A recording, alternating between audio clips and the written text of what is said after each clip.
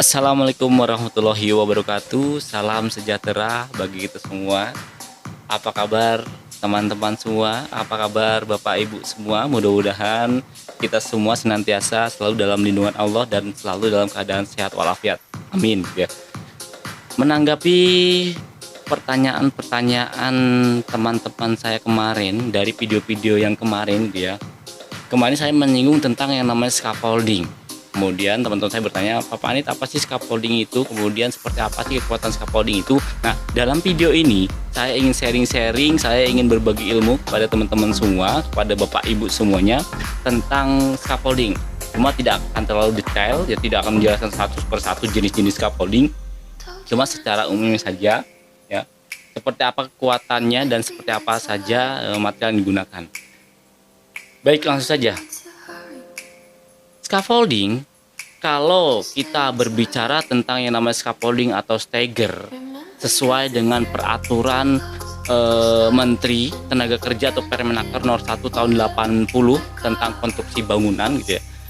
Scaffolding diartikan atau pengertian dari scaffolding itu sendiri adalah bangunan yang dibuat sementara yang digunakan sebagai pelantar tenaga kerja, alat serta bahan pada pekerjaan konstruksi. Maka scaffolding itu biasanya digunakan atau dipakai seorang tenaga kerja ketika area kerjanya tersebut tidak bisa dijangkau oleh alat lain yang lebih aman daripada scaffolding. Ya, jadi intinya adalah scaffolding tersebut sebagai bangunan yang atau sebagai alat bantu yang digunakan untuk pekerjaan di ketinggian. Itu kalau sesuai dengan peraturan Permenaker nomor 1 tahun 80. Nah, di sini ada berbagai jenis scaffolding ya, ada tubular, modular, frame dan lain sebagainya. Nah, yang ingin saya jelaskan di sini karena menyinggung dari pertanyaan teman-teman kemarin, seperti apa sih kekuatan scaffolding? Ya, kekuatan scaffolding, kalau misalkan kita bicara tentang scaffolding, kita gambarkan, anggap saja ini adalah scaffolding. Ini mid rail, ini top rail.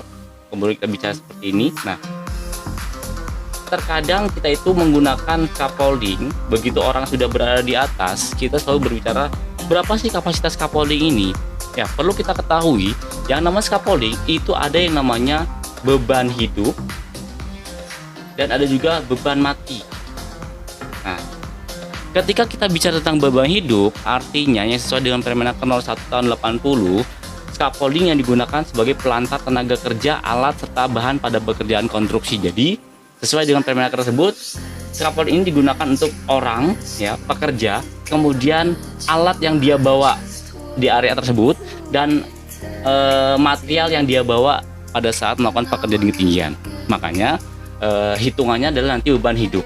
Nah, akan tetapi ketika kita melewati satu daerah, kemudian di daerah tersebut atau katakan di area-area konstruksi tersebut ada bangunan scaffolding, materialnya sama, material scaffolding, cuma bangunan tersebut digunakan sebagai support, apakah itu blasting dan lain sebagainya gitu ya. Katakan di sini kapasitas 2 ton. Kemudian apakah ini kita bisa menggunakan beban hidup?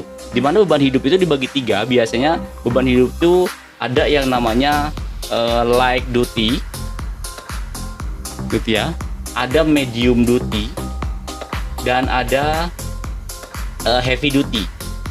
Ini beban hidup yang ditanggung pada saat scaffolding itu digunakan.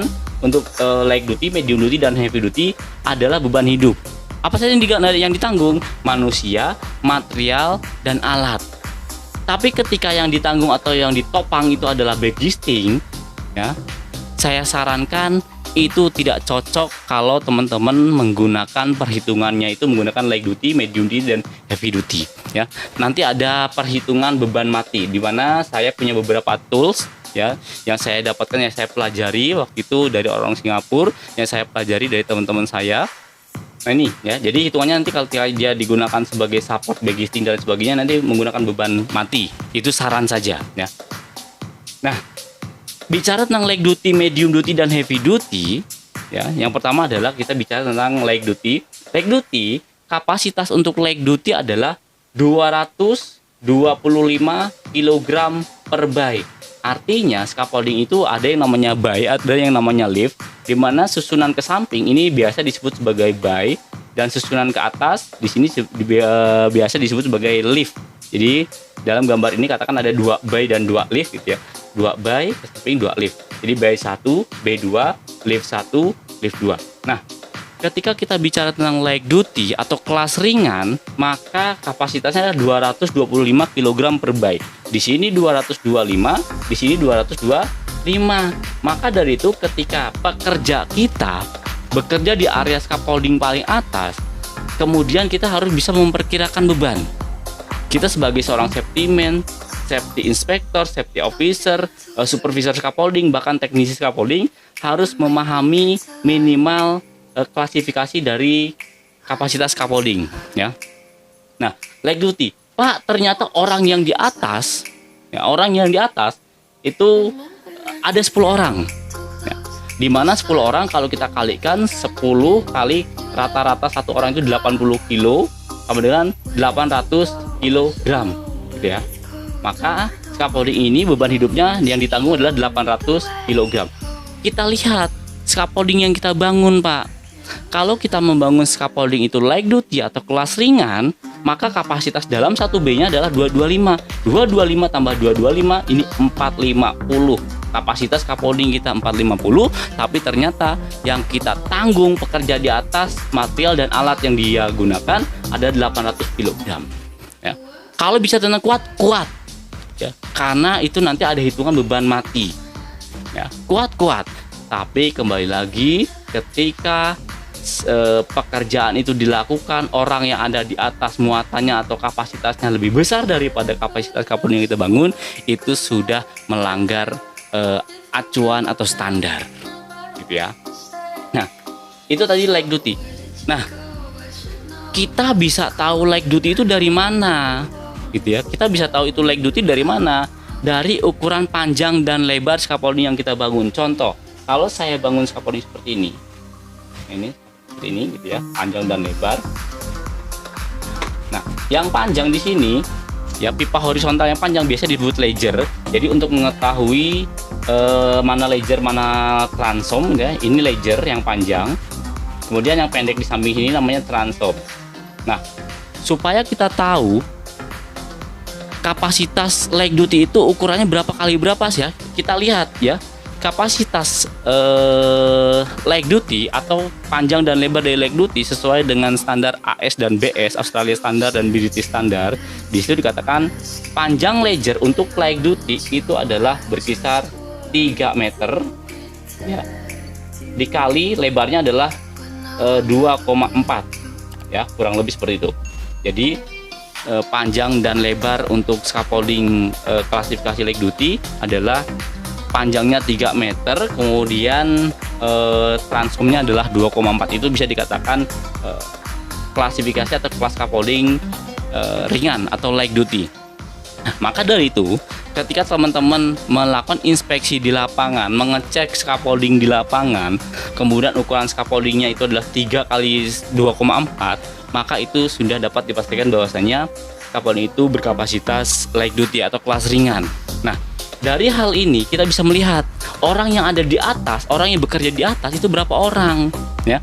Kalau misalkan kapasitas scaffolding kita ini 225, ternyata orang yang bekerja di atas itu 3 orang ya, katakan 3 orang, satu orangnya beratnya 80, berarti 3 ya kali 80 sama dengan ini sudah 240 ya. Jadi yang ditanggung di atas 240, tapi ternyata kapasitas scaffolding kita 1B-nya adalah 225 gitu ya. Jadi sudah lebih dari muatan. Nah, hal tersebutlah memang simple ya, memang nggak begitu terpengaruh, tapi kembali lagi kita berbicara tentang standar. Kata standar AS dan BS dikatakan kalau light duty itu adalah 225. Nah, yang kedua ada medium duty.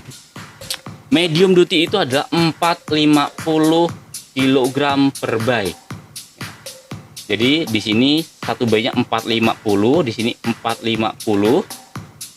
Kemudian ukuran scaffoldingnya panjang dan lebarnya kalau medium duty itu adalah 2,4 meter untuk panjangnya, dan lebarnya dikali 1,8 meter, itu untuk lebarnya. Jadi itu dikatakan klasifikasi 450 kg per bayi itu adalah untuk medium duty. Terus yang terakhir ada heavy duty yang biasa kita gunakan ya, walaupun ada kelas special duty ya. Tapi heavy duty, kita lihat heavy duty adalah 675 kg per bayi. Jadi artinya di sini 675 per bayi ya, di sini 675. Ukuran scaffolding seperti apa? Ukuran scaffoldingnya panjang dan lebarnya, di mana panjang lejernya adalah berkisar antara 1,8 meter dikali transomnya 1,2 sekian meter gitu ya. Nah, dari klasifikasi ini, dari light duty, medium duty, dan heavy duty ini dapat kita simpulkan bahwasanya semakin sempit scaffolding kita bangun, maka kekuatan semakin besar. Ya, semakin sempit scaffolding kita bangun, maka kekuatan semakin besar. Nah, dari sini adalah tolak ukur, atau dari sini seorang inspektor scaffolding, seorang safety officer mungkin ya, atau safety inspector di lapangan harus memahami di luar kepala gitu ya. Artinya ketika kita melihat area scaffolding, berarti kita harus bicara tentang yang namanya standar atau acuan ya. Light duty, medium duty, dan heavy duty itu adalah diacu oleh AS dan BS, walaupun kata ANSI, kata OSHA dan sebagainya itu ada ya, tapi yang saya jelaskan adalah standar BS dan AS. Nah, dari hasil ini atau dari perkiraan rata-rata atau dari kapasitas ini dapat kita lihat ya, begitu ada orang bekerja di atas, kita memastikan bahwasanya orang bekerja di atas berapa orang, kapasitas scaffolding ini berapa, jadi kita bisa mencegah atau mengurangi resiko ambruknya scaffolding yang kita bangun ya. Nah, sekarang kalau misalkan kita mau bicara tentang tadi yang ditopang adalah backisting. Kalau tadi beban hidupnya yang ditopang adalah manusia, alat, material. Nah, sekarang kalau misalkan yang ditopang adalah backisting, memang secara logika ketika kita menggunakan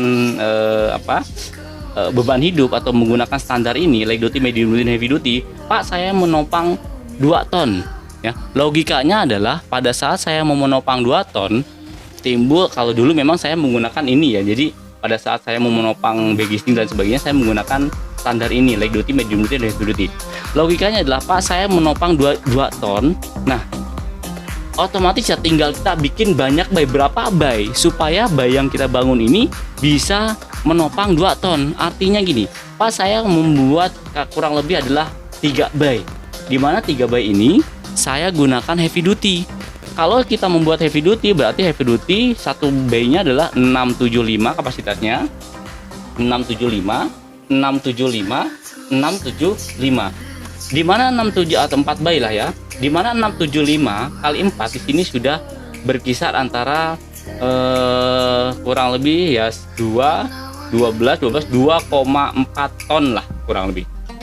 Nah, kapasitas scaffolding yang kita bangun adalah 2,4 ton, tapi ternyata beban yang akan kita tanggung adalah 2 ton ya, secara logika seperti itu. Tapi kembali lagi saya sarankan perhitungan ini kurang tepat ya.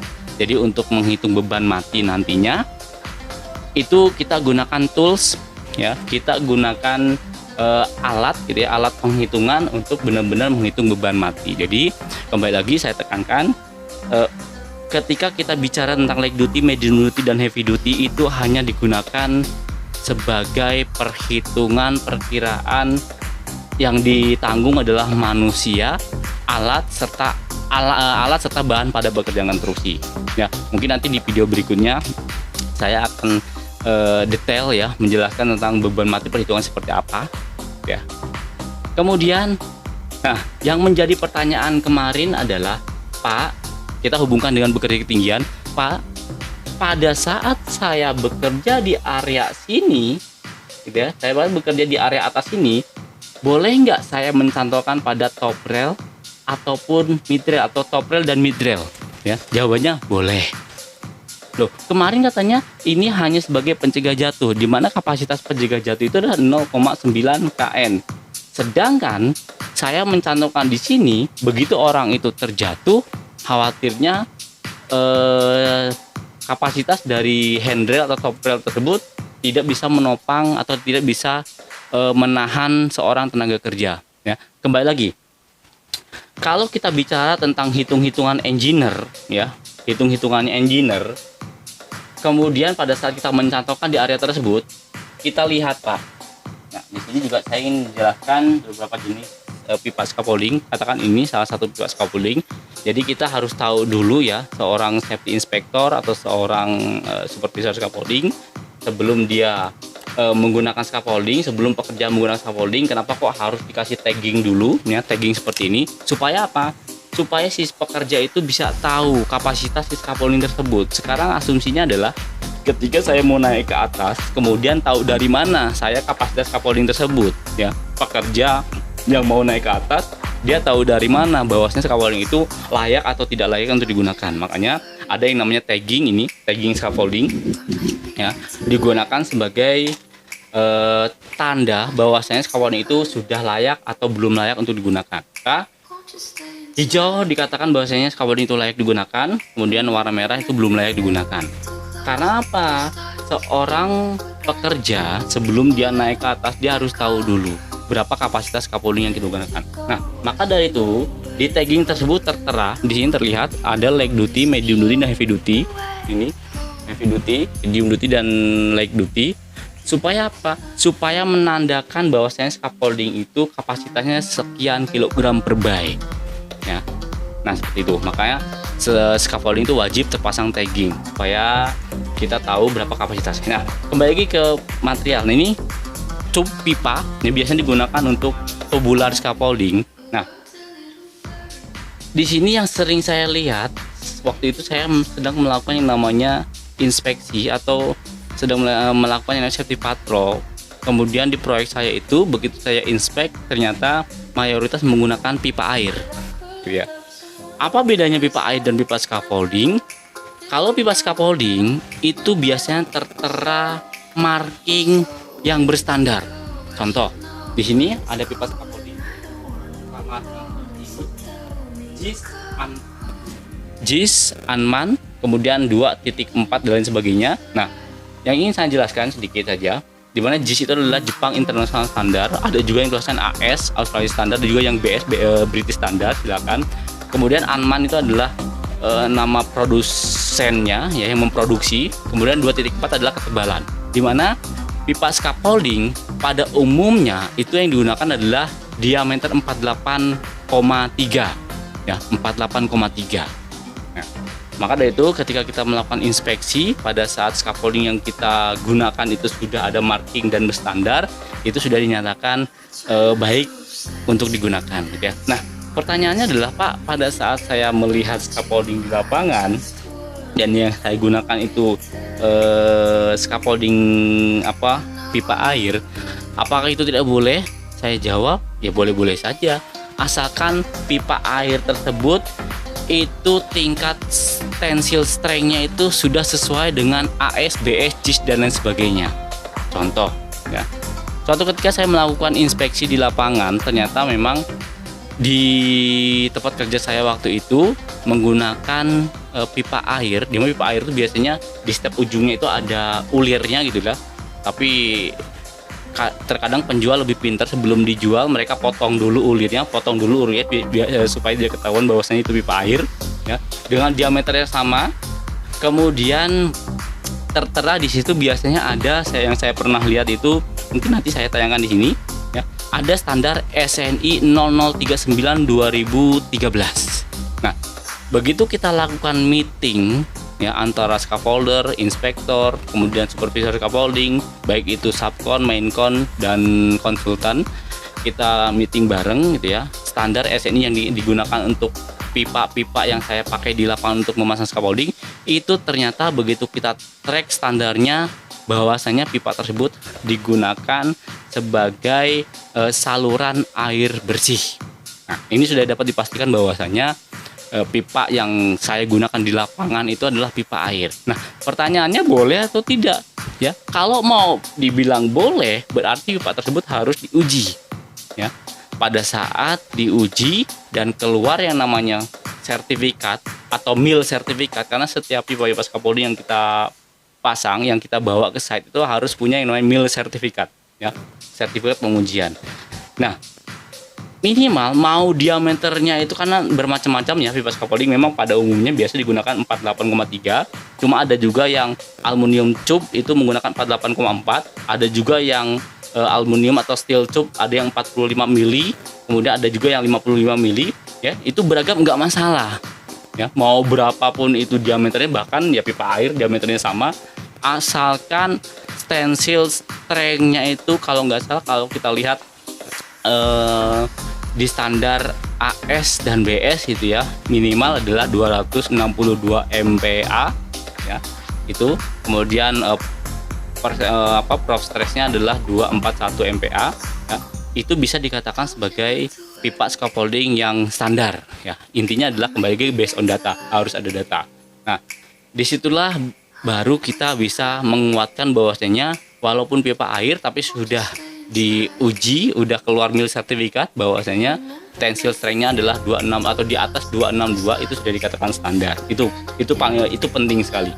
Nah, jadi kalau bisa di lapangan kita itu bisa tentang konstruksi boleh nggak boleh, semua itu kembali lagi based on data ya. Tidak cukup hanya misalkan pengalaman dan lain sebagainya, tapi kalau sudah ada data ya, sudah ada sertifikat dan sebagainya, itu bisa memperkuat.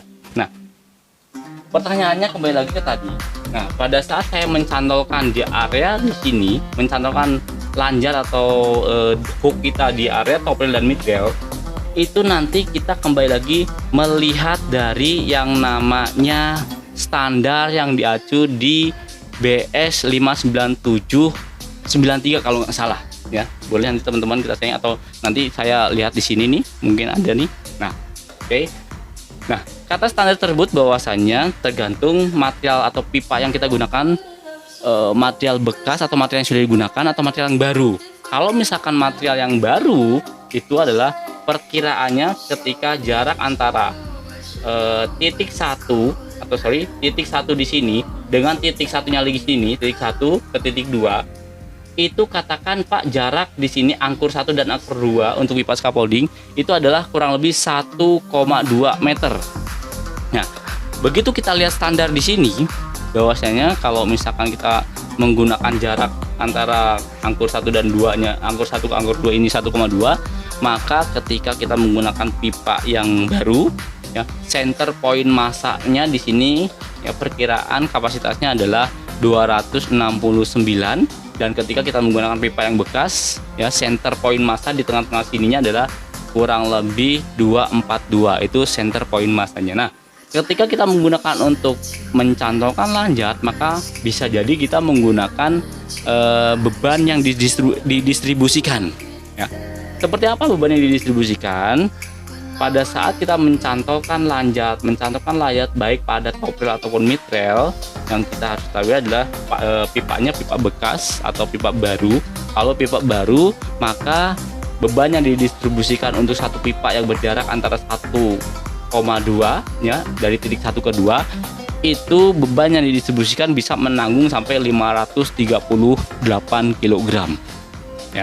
Itu untuk pipa yang baru. Nah, untuk pipa yang bekas itu berkisar antara 484 kg. Itu kata siapa? Kata BS standar. Ya, nanti mungkin teman-teman kalau mau datanya nanti bisa saya share ya. Nah, semakin panjang angkur yang kita pasang, maka kekuatan semakin rendah. Contoh tadi 1,2, bebannya didistribusikan udah 538. Nah, ketika kita membuat angkur tersebut lebih panjang, katakan sekarang kita membuat jarak antara angkur 1 dan angkur 2 itu adalah dari sini ke sini itu adalah 2,7 meter, maka semakin panjang tingkat kekuatan semakin rendah. Bisa jadi berkisar, kalau kata si BS standar di situ dikatakan panjangnya 2,7, beban yang didistribusikan bisa jadi hanya 240 kg saja ya. Jadi itu yang harus kita perhatikan.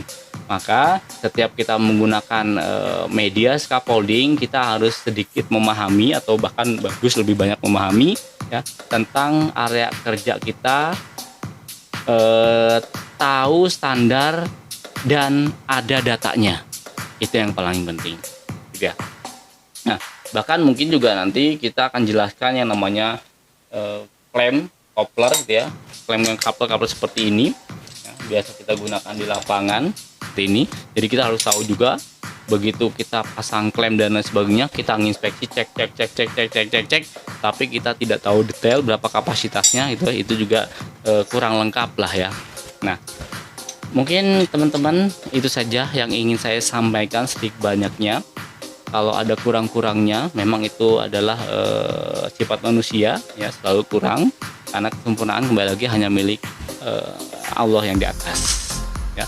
Kalau ada saran-saran silakan sampaikan. Kalau ada kritik-kritik, ada pertanyaan atau minta penjelasan tentang apa gitu ya di luar yang saya kuasai, mudah-mudahan kalau saya bisa, saya akan buatkan video. Kalau nggak bisa ya mungkin nanti saya akan carikan teman-teman yang lebih expert. Itu saja teman-teman yang ingin saya sampaikan kurang lebihnya tentang scaffolding ya, tentang kapasitas, tentang beban. Mungkin nanti untuk lebih detailnya saya akan bukakan tools untuk menghitung beban real pada scaffolding yang kita bangun. Saya Panitra Harjo ya, tim dari Arai, praktisi K3, mohon undur diri. Billahi taufiq wal hidayah. Wassalamualaikum warahmatullahi wabarakatuh. Salam ketinggian, salam safety.